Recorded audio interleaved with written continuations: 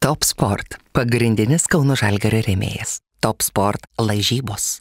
Top Sport – kazino. Lošimo automatai. Dalyvaudamas azartiniuose lošimuose gali prarasti ne tik pinigus. Kolekcionuok Žalgirio rungtynes. Per kiekvieną mačą prisijung prie Žalgirio programėlės, dalyvauk spėlionėje, diskusijoje bei kitose Game Day Drill užduotyse ir rink taškus. O po kiekvienų rungtynių nepamiršk atsiimti savo kolekcinės virtualios rungtynių kortelės. Dar neturi Žalgirio programėlės? Atsisiųs Google Play ar App Store.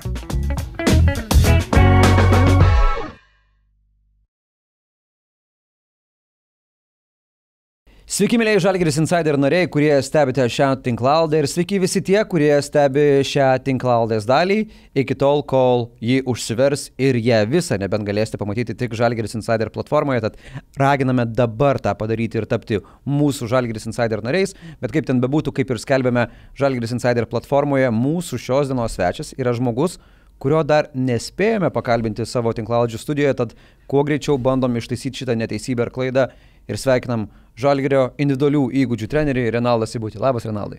Sveikas. Labai smagu tave čia turėti. Turim begalę temų, turim begalę insiderių klausimų, bet iš esmės gal nuo aktualijų pradėkim. Buvai su komanda Barcelonoj.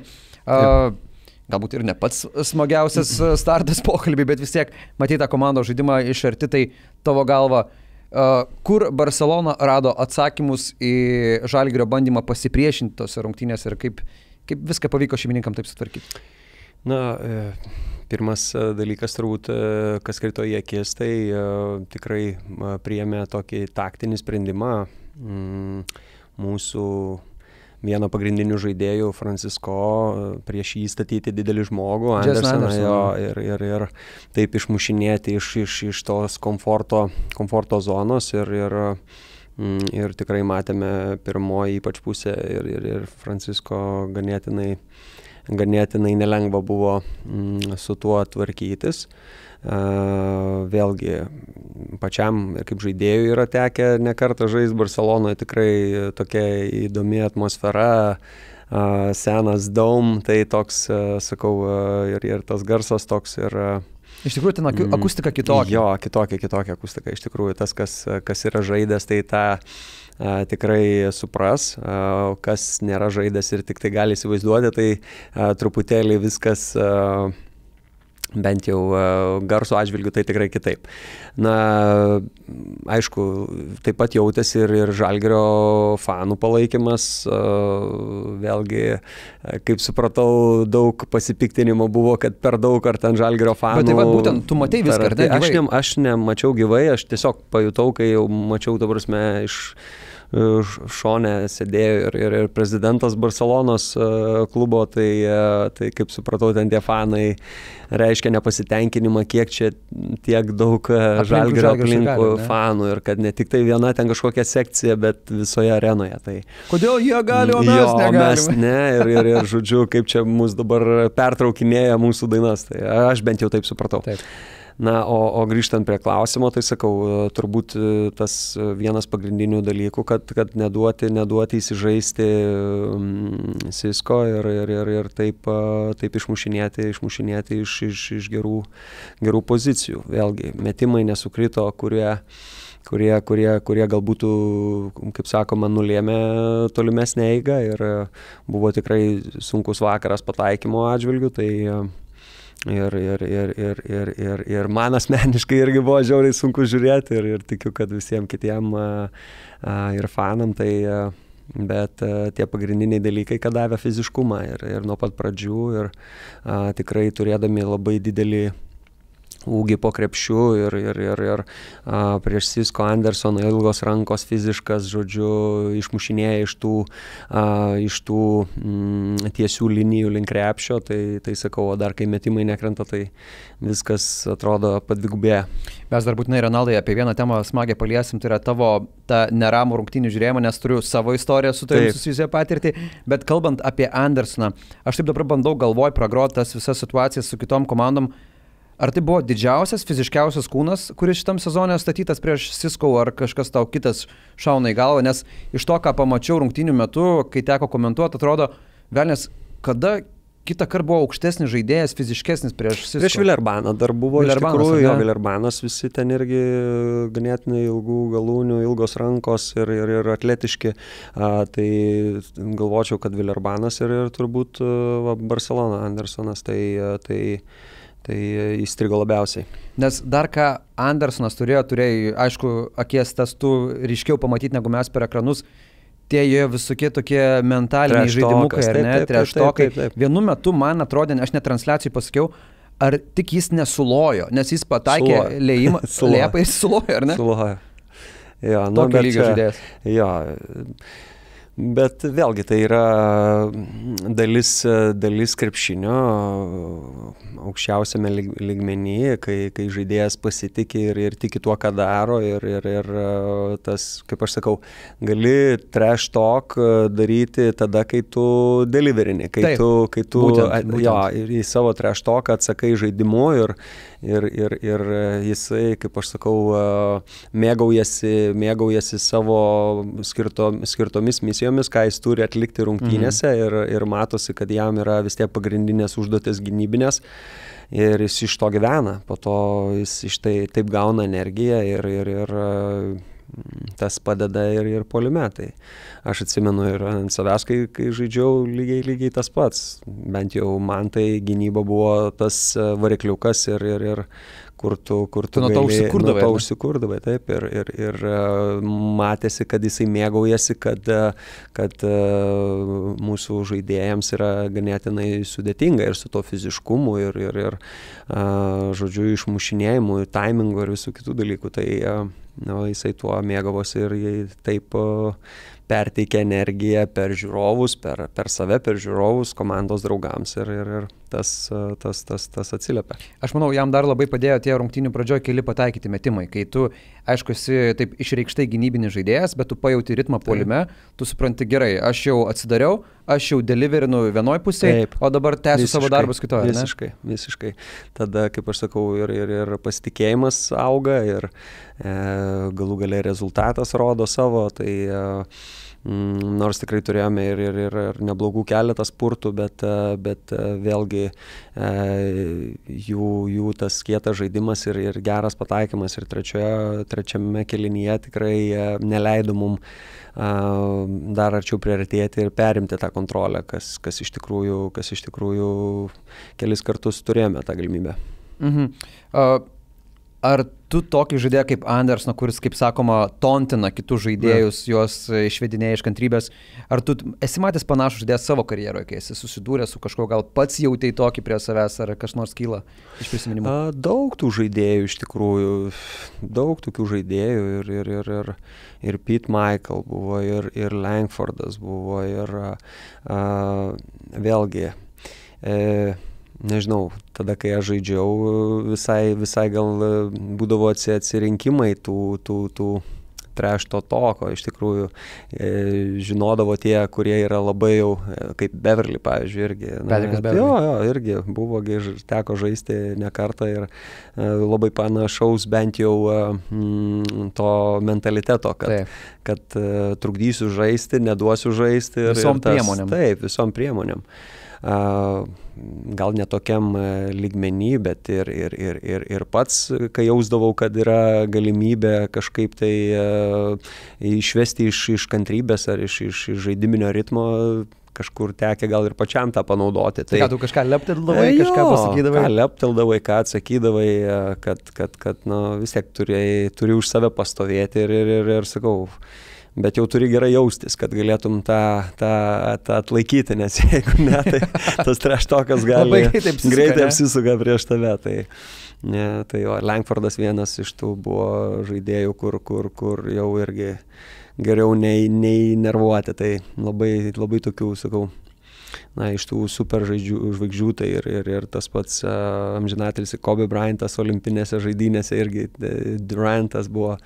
Tai tau su Kobe teko interaction turėti? Man prieš jį gintis teko, tai sakau, Čia Londonas buvo? Čia buvo Londonas ir sakau, ir tokie prisiminimai, kurie visam gyvenimui, tai sakau, ir pamokos.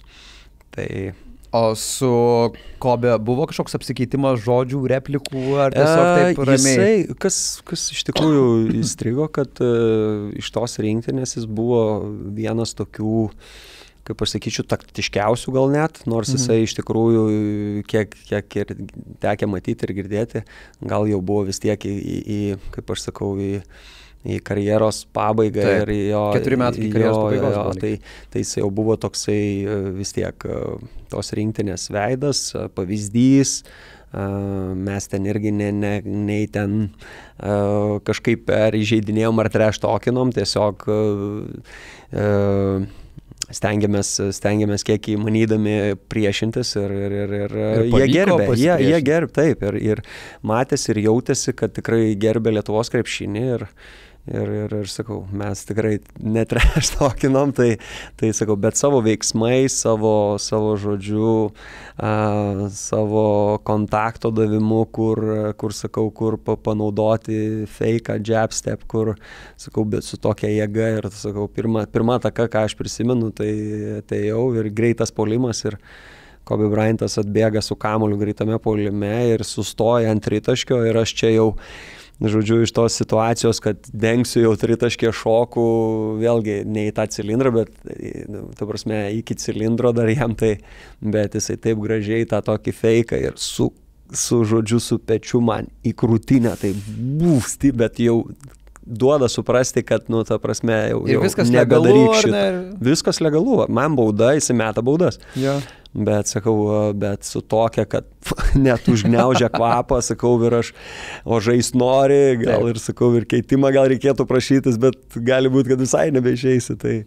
Tai sakau, sukandęs dantis atlaikai tą, kad gavai tu čia gerai paširdžius ir sakau, tokia pamoka, kad turi žinoti, ką darai. Tai.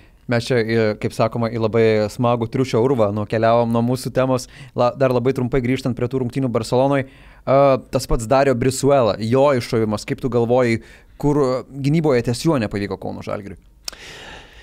Su Brizuela irgi istorijų man pačiam žaidžiant, tai tikrai žaidėjas, kuris yra emocinis. Dar iš Malagos jo laikų, ar ne? Malagos laikų dar Estudiantes, aš žaidžiau, jisai tada dar Estudiantes buvo. Tai visada buvo emocinis žaidėjas, jeigu tik tai jam duosi užsivesti ir pataikyti keletą pirmų metimų, tai tikrai bus ilgas vakaras. Ir vėlgi, aš manau, kad didelė sėkmės dalis jo atžvilgių, bent jau tai mano nuomonė, kad komandoje yra ir Panteris, ir žodžiu, kuris tikrai sutraukia didelį dėmesį priešininkų ir geriausi gynėjai komandų stoja ginti, būtent jį, tai Brizuela iš to labai gerai, kaip aš sakau, pelnosi. Turi patogią vietą. Taip, turi patogią vietą, kur atrodo iš tikrųjų visas dėmesys kažkur ten ir aš laisvas, kur prasiverš galiu, tikrai labai staigus žaidėjas, turintis gerą prasiveržimą. Pirmas žingsnis labai staigus. Antra, turi in-between game, tai gali ir dvitaškį mesti. Ir dabar jau tikrai ir tritaškį yra patobulinęs nuo to laiko, kai dar aš žaidžiau, tai full package. Žalgiris dabar keliaus į Prancūziją 2 savaitę ir Monako lygiai tokia pat pavojinga komanda, jeigu net dar pavojingesnė, žvelgiant į rezultatus, ką jie dabar demonstruoja. Asvelis, kaip tu manai, ko reikėjo žaidžiant prieš tas komandas, nes abi jos gali ir fiziškumo pasiūlyti. Taip. Aišku, dabar Monako žymiai geresnė situacija nei Asvelis, bet mes matėm, kas ir su Asveliu gali būti, kas buvo Kaune. Taip, 2 savaitė visada yra nelengva ir vėlgi, reikia žiūrėti į kiekvienos rungtynės kaip paskutinis šansas. Tai gaila, kad Barcelonoje nepavyko, bet Monakas, sakau, turime žiūrėti dabar tik tai į Monaką pirmą. Ir žinome, kiek talentingi visose srityse, ir aš manyčiau, kad pirmas vis tiek tai yra sustabdyti jų puolimą, neduoti lengvų taškų, lengvo flow ir kur jie gauna savo energiją bėgimu į greitą puolimą. Jamesas žinome, ką gali daryti ir jeigu tik tai duosim įsibėgėti, tai tikrai laukia ilgas vakaras. Ir vėlgi labai geras pastiprinimas centro pozicione Taisas ir gali ir pataikyti, gali ir kovoti ir žemas perdavimas, aukštas virš lanko, ne, viskas surenka. Tai toks labai vertikalus centras. Vertikalus ir universalus, kas iš tikrųjų yra šių laikų krepšinio iš tikrųjų siekiamybė, ne, ir tai vėlgi sakyčiau, kad koncentracija, visas 40 minučių gyvendinant savo planą ir neduodant jiems lengvai pajausti, kad gali pelnyti įvairiapusiškai. Ir aišku, šiuo metu kiek svarbu tas trenerių diegimas, kad negalvokite, kiek mes čia mažai ar dar kažkiek daugiau turim vilties, ar ne, nesidaryti tą pabaigą, nes, aišku, mes esame labai paprasti, mes skaičiuojam, ar ne, Taip. Kiek dar turim šansų, jeigu jie yra labai minimalūs, kiek dar tą minimalumą galim praplėsti, ten vieną kitą Taip. pergalę, o kaip dabar dirbat jūs trenerių štabe, kalbant apie tą reguliariojo sezono pabaigą, net jeigu ir tos vilties nėra tiek ir daug. Tai vėlgi labai gerai ir treneris tą patį irgi minėjo, tai tokia mintimi ir dirbam, kad kol yra viltis, tai tą ir turi skiepyti ir kitaip ir negali būti. Tai aišku, visi suaugę vyrai viską puikiai supranta ir kad ir gal neskaito ar nežiūri, bet vis tiek įsivaizduoja. Ne? Tai esmė tokia, kad ir koks menkas ar tai teorinis ar neteorinis šansas yra, bet tai yra šansas. Aš ir žaisdamas to pačiu vadovaudavomės, tai lygiai taip pat ir čia, ir treneriai tą patį bent jau čia, tai nekalbė kiekvieną dieną, dabar Taip. Čia paskutinis, ar yra, ar nėra tų šansų. Eini kiekvieną dieną ir darai darbą tokį, kaip darai ir iki šiol. Ir sakau, džiaugiesi, kai yra tų šansų ar tos vilties, kai tie šansai mažėja natūraliai, tu tą jauti ir spausdimą į stresą, bet su tuo stengiasi kovoti ir kiek įmanoma mažiau, kad įtakotų rungtynių pasiruošimą ir rezultatą. Renaldai, aš dar norėjau su tavim pakalbėti iki mūsų insiderių klausimą apie tą tavo prisijungimą prie Kauno Žalgirio. Tu buvai Kauno Žalgirio žaidėjas, tada praėjo dar keli metai, pasibaigė ir tavo profesionali krepšininko karjera. Ar jau karjeros pabaigoje Saragos, ar ne, paskutinis sezonas buvo, ar jau tada supratai, kad nori į trenerio keliu, galbūt ir sigryninai, kad individualių įgūdžių trenerio keliu, tai kaip su šituo reikalu buvo ir kaip tu nuo darbo su individualiais įgūdžiais atsidūrei Kauno Žalgirio klube? If you want to watch the whole video, join Žalgiris Insider.